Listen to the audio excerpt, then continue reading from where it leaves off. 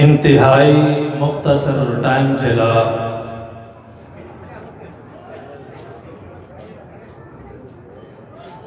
मुखे मधु कयो वियो आहे।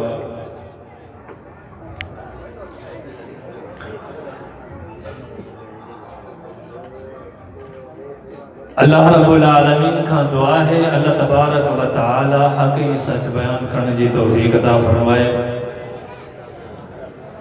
उनका बाद में असां सभिनी खे अमल करने की तौफीक अता फरमाए।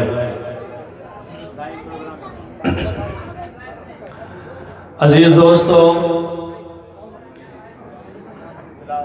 अल्लाह रब्बुल आलमीन अहकामुल हाकिमीन ही दुनिया जो मालो मता ऐं दुनिया जी हर शय पैदा फरमाई आहे। एडी त खूबसूरत आहे,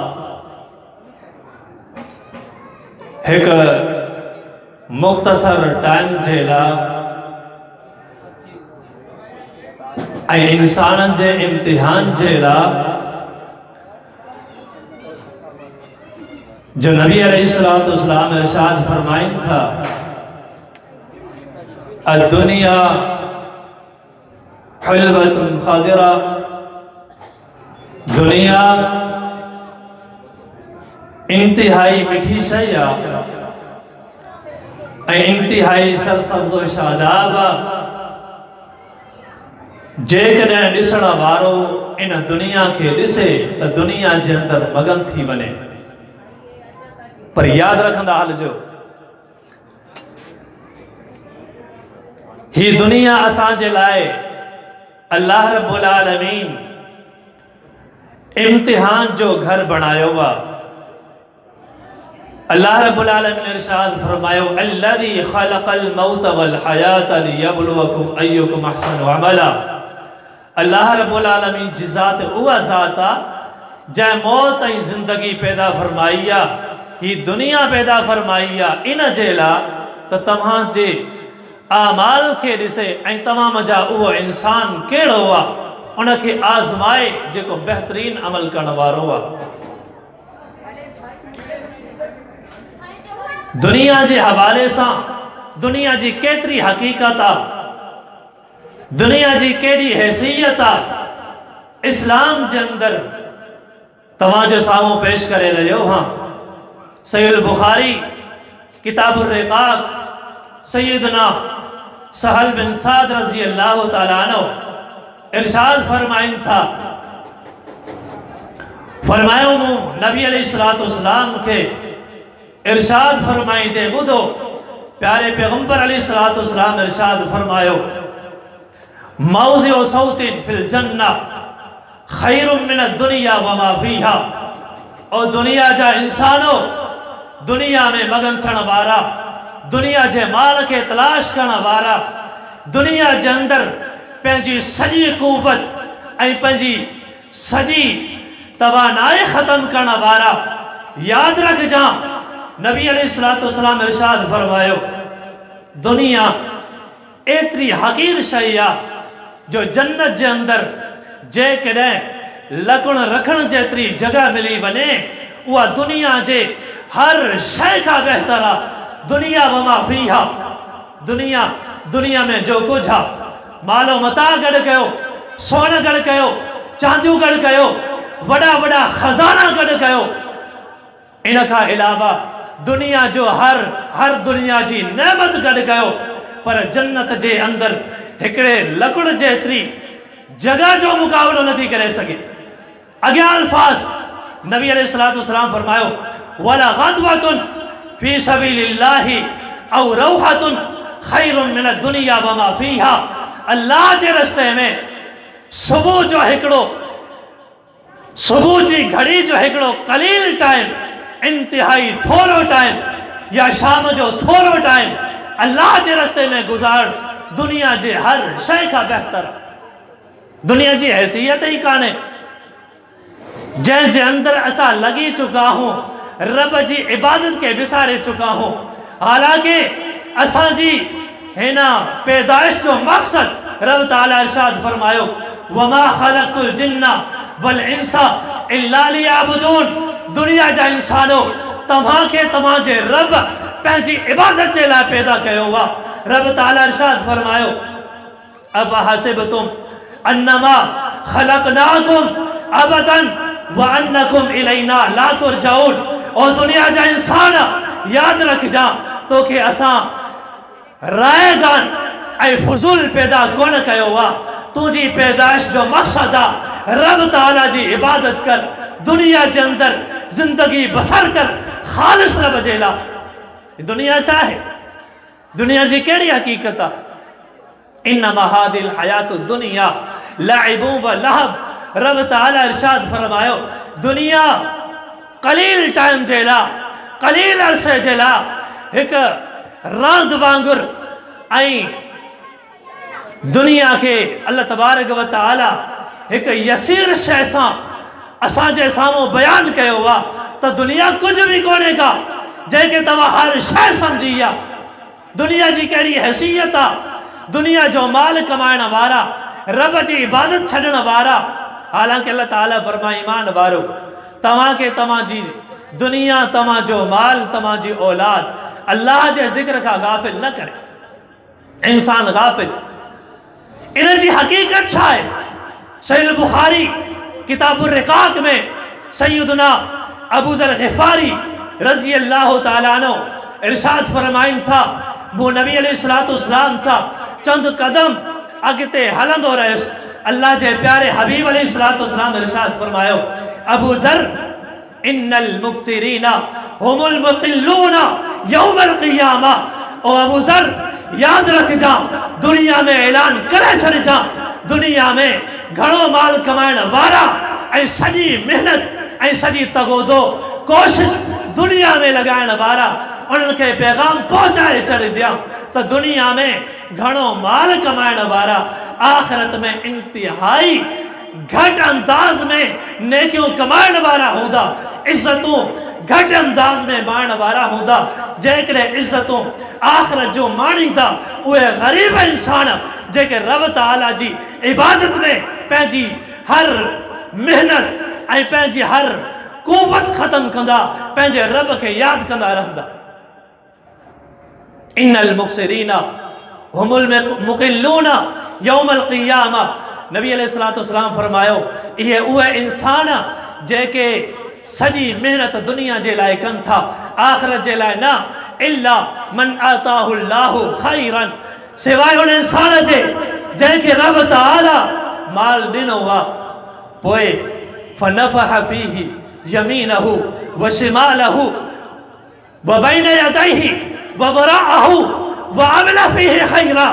नबी अलैहिस्सलातु वस्सलाम फरमायो सिवाय उन मालदार इंसान जे जेको रब जी राह में ख़र्च करे थो, साॼे पासे बि, खाॿे पासे बि, अॻिते बि, पोइते बि ख़र्च करे थो रब जी राह में, रब जी रज़ा जे लाइ। वामिल फीही ख़ैरा ऐं नेकियूं करे थो। इहो इंसान आख़िरत में जेकॾहिं कामयाब थियणु चाहे त थी सघे थो, पर जेके सॼी महिनत दुनिया जे लाइ करण वारा आख़िरत में कामयाब कोन थींदा। नबी अलैहिस्सलातु वस्सलाम मिसाल बयान फरमायो।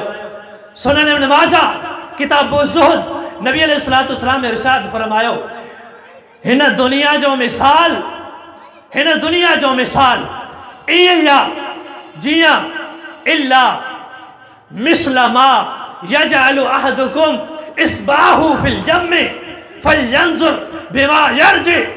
हिन दुनिया जी हैसियत रब ताला जे आॾो एतिरी आहे जियां तव्हां मंझा कोई शख़्स पंहिंजी आंगुर खणी करे दरिया में, समुंड में विझे ऐं कढी करे ॾिसे आंगुर केतिरो पाणी दरिया मां या समुंड मां घटि कयो आहे। इन जेतिरी भी हैसियत रब ताला जे साम्हूं हिन दुनिया जी कोन्हे का। जेकॾहिं हिन दुनिया जी हैसियत अल्लाह जे साम्हूं हुजे हा, मच्छर जे पर या मख जे पर जे बराबर भी हिन दुनिया जी हैसियत अल्लाह जे साम्हूं हुजे हा त अल्लाह तबारक व तआला काफ़िरनि के हिकिड़ो ढुक पाणी जो नसीब कोन करे हा। पर दुनिया जी हैसियत कोने, हैसियत कंहिंजी आहे। व अम्मा मन खाफ़ मक़ाम रब्बिही व नहन नफ्स अनिल हवा फ़इन्नल जन्नत हियल मावा। दुनिया में रब खां डिॼी करे पंहिंजी ज़िंदगी गुज़ारण वारो उहो इंसान जेको पंहिंजी सॼी ज़िंदगी जवानी खां ॿुढ़प ताईं रब जी इबादत में गुज़ारे थो, रब ताला उन जो मक़ाम बयान फरमायो आहे त जन्नत उन जी आहे, उन इंसान जी।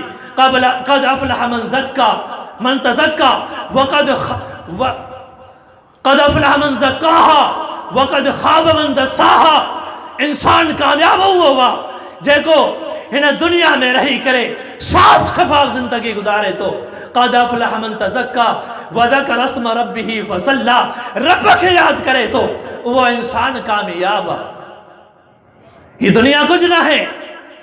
जंहिं दुनिया जे ऐश खे, इशरत के, पैसे के असां अहमियत ॾिनी आहे, और दुनिया जा इंसान तुंहिंजो मुंहिंजो सरदार इमाम काइनात जनाबे मुहम्मदुर रसूलुल्लाह सल्लल्लाहु अलैहि वसल्लम उन जे सहाबा जी ज़िंदगी ते नज़र विझजा, उन असलाफ जी ऐं अज़ीम सरदार जी इमामुल अंबिया जी ज़िंदगी खे ॾिसजा, केॾा अज़ीम इंसान हुआ।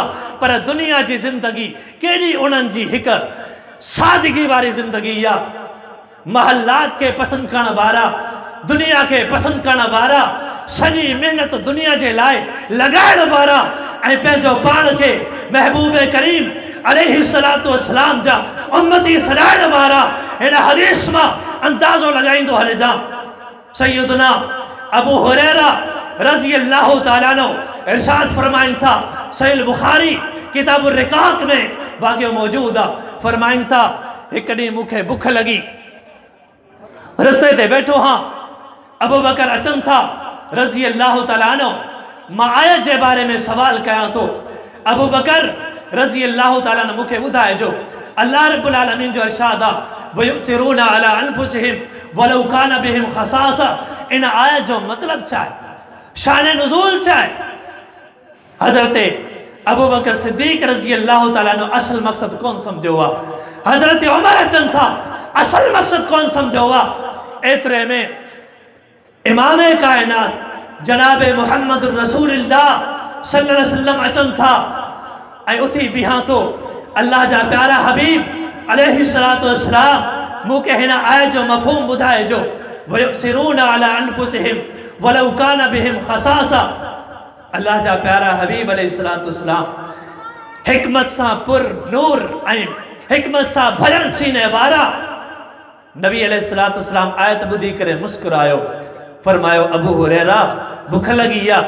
हज़रत अबू हुरैरा रज़ी अल्लाह ताला अन्हु फरमाइनि था, जी हाँ, नबी अलैहिस्सलातु वस्सलाम उनखे घर वठी वञनि था, नंढड़ो प्यालो प्याला घर में खीर जो। हज़रत अबू हुरैरा रज़ी अल्लाह ताला अन्हु ॾिसी करे उनखे घटि सम्झनि था, पर नबी अलैहिस्सलातु वस्सलाम फरमा, अबू हुरैरा वञी करे असाबे सुफ़ा वारनि खे घुराए आ, वठी आ। असाबे सुफ़ा 300 सहाबा का मथे तादाद असाबे सुफ़ा उन्हनि खे वठी आ, खाइण जे लाइ पीअण जे लाइ सिर्फ़ु हिकिड़ो प्यालो खीर जो आहे।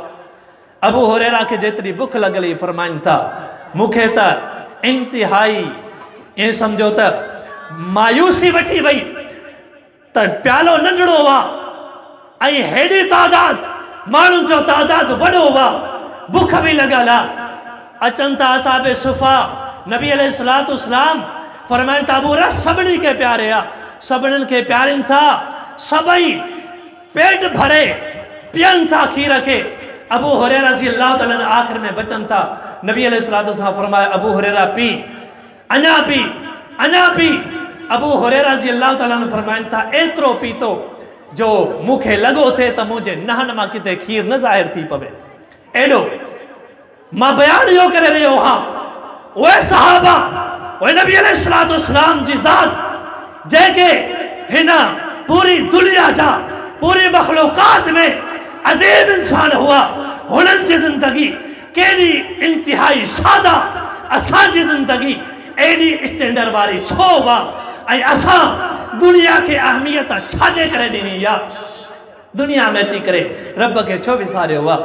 वक़्तु इंतिहाई कलील आहे। चवण जो मक़सदु इहो आहे दुनिया सां गॾोगॾु पंहिंजे रब खे यादि कंदा हलूं, पंहिंजे रब खे रिझाईंदा हलूं, पंहिंजे रब जी इबादत कंदा हलूं। रब जेकॾहिं माल ॾिनो आहे रब जी राह में ख़र्च कंदा हलूं, मिस्किननि ते, ग़रीबनि ते, यतीमनि ते ऐं बेवाहनि ते ख़र्च कंदा हलूं। अल्लाह रब्बुल आलमीन मूंखे तव्हांखे अमल करण जी तौफ़ीक़ अता फ़रमाए। वा आख़िर दावाना अनिल हम्दुलिल्लाहि रब्बिल आलमीन।